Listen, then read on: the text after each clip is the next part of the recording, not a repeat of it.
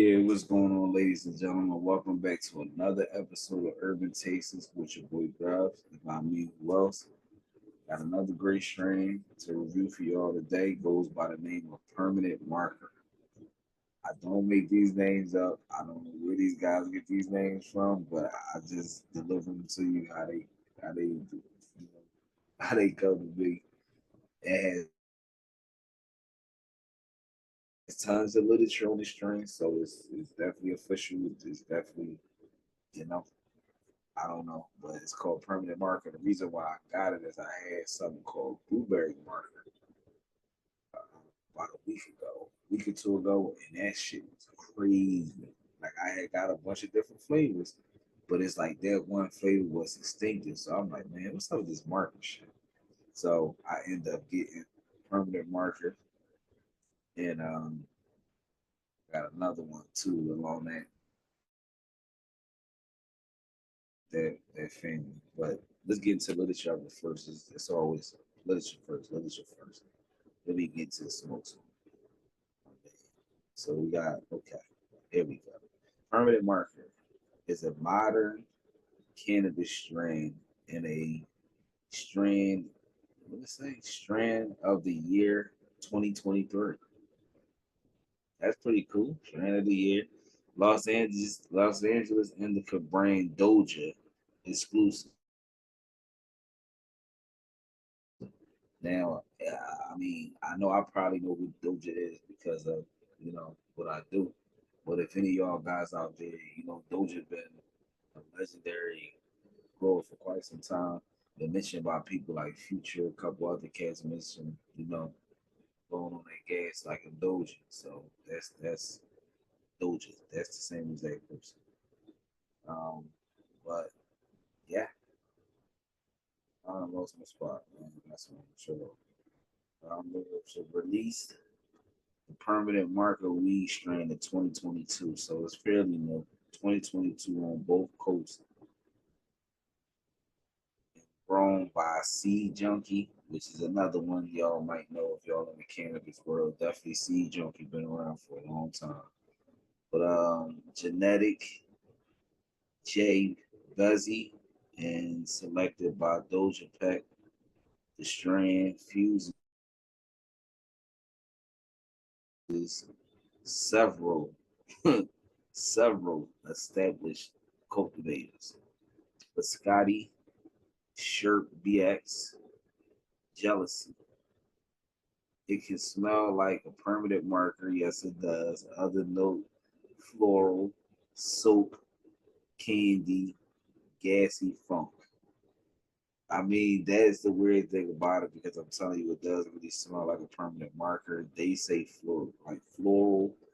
I don't know where they get these names from, things like that, but it does have like the scent of a permanent marker. That's definitely what got me to try it. And I was like, man, that blueberry market was so good. So I said I had to give it a try.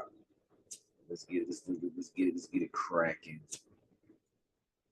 Um, I've been noticing, like I said, a lot of people have been telling me that grower, Doja been back on the scene. Um, if I'm correct, they took a little hiatus for a while, but I don't think the hiatus is like they disappeared. They kind of imprinted in their strains, and then they just were just making money that way. But a lot of these growers from the early thousands are feeling not unappreciated because I know they're sure not in the pockets. But they're feeling unappreciative in the notoriety because they seen the massive success that cats like Burner from the Cookie brand or Luca from the Gumbo brand, and they feel that they grow shit just as good or better, and they should have the same notoriety, which is fair.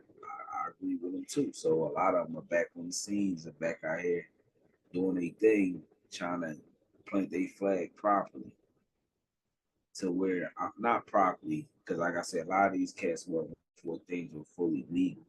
So I guess they're here to replant their flag. Let's say it like that. Um, it does have a very earthy aroma. Um,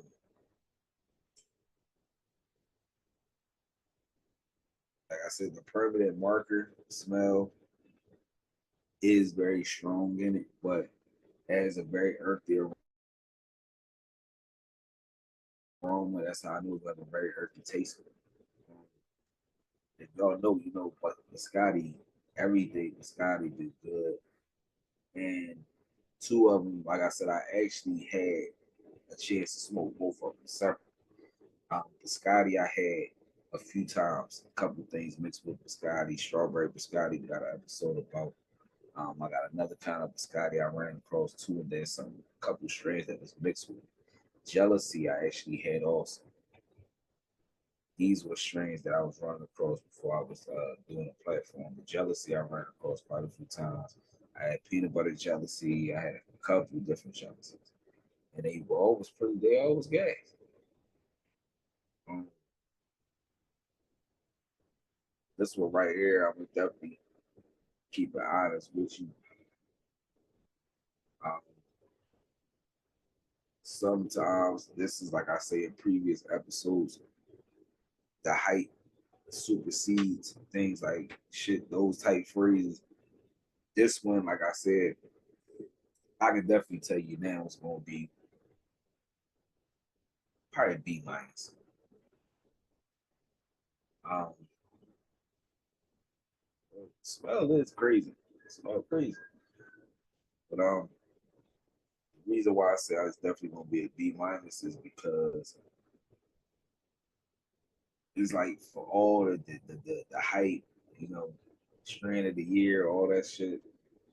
I'm looking for something like crazy, and I'm not getting it. Compared to the last episode, I mean, I am getting past there, you know, definitely past there, but it feels like, yeah, I feel like I should get a little more. I mean, a lot of the biscottis I had were very, like, I call them cough boxes from the cough. Nonstop jealousy was also a strong strain too. So that's kind of fucking with me for such a weak effect. Um, everything does not have a punch. I do understand that this does have like a cool little inner punch. I mean, I don't know, y'all ever break down y'all smoke like that, like you get that joy that make you cough, and then you get that one where it's like it's a forming cough and then it goes away. So I measure my punches, and that's how I measure. It got like a, guess you could say like a solid punch. It's not too heavy, it's not too harsh, but it's a good punch. Um, smoke, I like it. Um, it isn't going out like that. You ever see me relight? I always tell people watch that relight. That relight scares me because it should just burn. I roll very good, so my flow through the back calls is definitely be on point. So my shit should not go out. I'm doing it too long. I actually was rolling before I was smoking. That's why I tell everybody I roll the best L's in the fucking world. Anybody want to challenge me, let's go. You can fucking cut a hole in the back of that bitch. You can tear it in half. Let's go. I don't give a fuck. I'm still going to roll your Dutch. Period. Don't matter. The leaves don't count because you can form them back together. I actually got a cigar that I used to smoke when before I switched over to exotic. But I used to smoke something called an entourage, coming two in a pack. And people used to look at me thinking I was crazy because I'd be like, nah, I need to roll up when I sit down. Like, why you gotta sit down and roll up? Cause man, I gotta be right. You know, pause. A lot of them joints got a lot of veins in it. To me, it's like when I smoke and then you hit that fire in the meat in the vein, the part where the area where the veins be closed, it kind of give you a harsh, hit. So I've noticed that them blunt, the entourage, the blunt goes the same way. The entourage are better because they're less, less. But I notice if I take it apart, tear all the veins out, put it back together, take all the leaf, I tear all the leaf apart, not all apart, but wherever the veins is, I tear that area, tear it out, put it back together, and then I end up with a whole L called veins. Let's smoke up. And that's how I used to roll every single cigar. It got to a point where it was my mandatory because I enjoyed the way that it tasted. I mean, I know now it's kind of impossible to get a veinless leaf. It's virtually impossible. I would hope so. If you see one, I would not fucking smoke it because if you know anything about plants, those veins are something that's needed or it would be a leaf. So that's my counter and combat to that. Do I still smoke entourages? No, because I feel is that the inner leaf that they use inside of entourages are a little bit on the thicker side, a little too thick for me. So for that reason, I I don't like it. Just for that specific reason, I don't like it. Um, they don't smoke well with inside it, and I can't change the inner leaf to say like a Dutch master inner leaf. Like that's another thing. Everybody uses different inner leaves, and that's what gives y'all the different taste, the harshness, things like that. To me, I feel Dutch master makes the best inner leaves. That's just my, I had a few other brands I smoked that had good inner leaves like Dutch masters, but that's what I think is the effect with the entourages and the loud. But if you got some Reggie, oh yeah, them motherfuckers hit. And I know people who still smoke, they loud and blunt bills, not entourage. Entourages, I used to call them movie joints. They like a foot long. So instead of me rolling the ooh I can just, it's like I call it baby ooh. And it lasts a whole 45-minute TV show for the most part. Back then we had commercials, but I mean now the Fire Stick TV you don't have commercials, so it'll definitely last a whole entire TV show. But as we sit here and talk and smoke, I'm comfortable with that beat minus. Um, for one, another thing like I'm starting to notice about it, it does have like a harsh hit.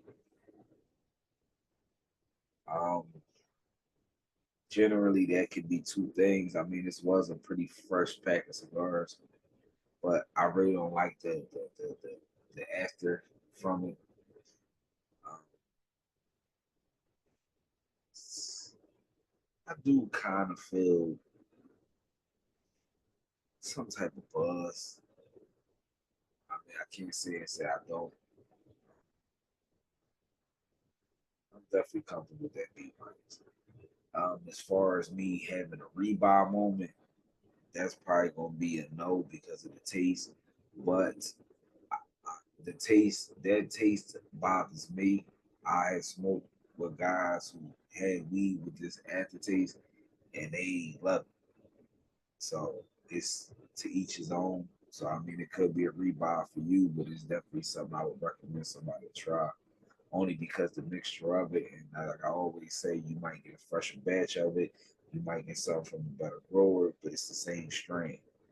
It's those mixes are definitely to die for. I mean, I feel bad that I gotta give it a B minus for this batch, but I got a feeling for Biscotti and Jealousy to be together. Yeah, I'm sorry. I mean, I need to go back to the old format like I was doing the last couple of shows, but I had switched to the new recording area. So I don't have the ability because normally I would have told y'all what Biscotti was made of, what Jealousy was made of. Because like I say, Biscotti is like one of the, like even when I first I got it mixed in something and it was a lower level of it. And that shit was some gas. So when I got it from my man, who I knew wasn't, you know, with the dispensary shit, it was some gas. And he babied that shit to his little ass stopped answering the phone and everything to he ended up tucking it with some nut shit. But couldn't get no more.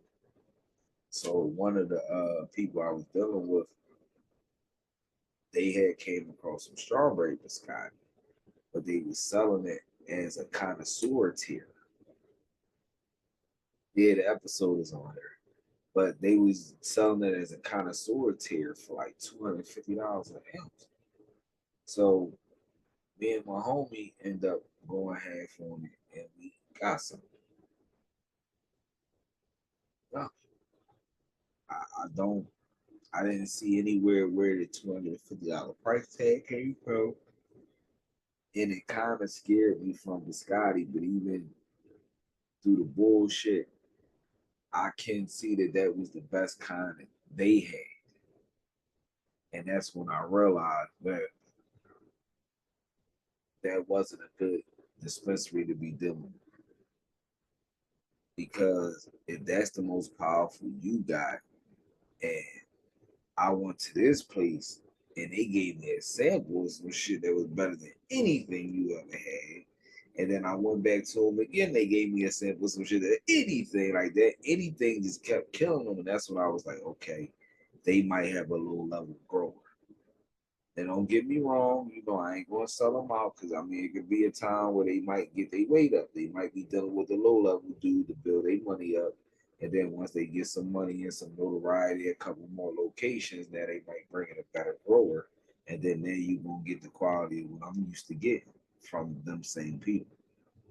So I mean it's always, you know, a hit or miss, and it's also the loyalty of you know who you deal with. Some people will ride to the death, some people will be like, oh fuck that. That shit better over here. I'm going over there.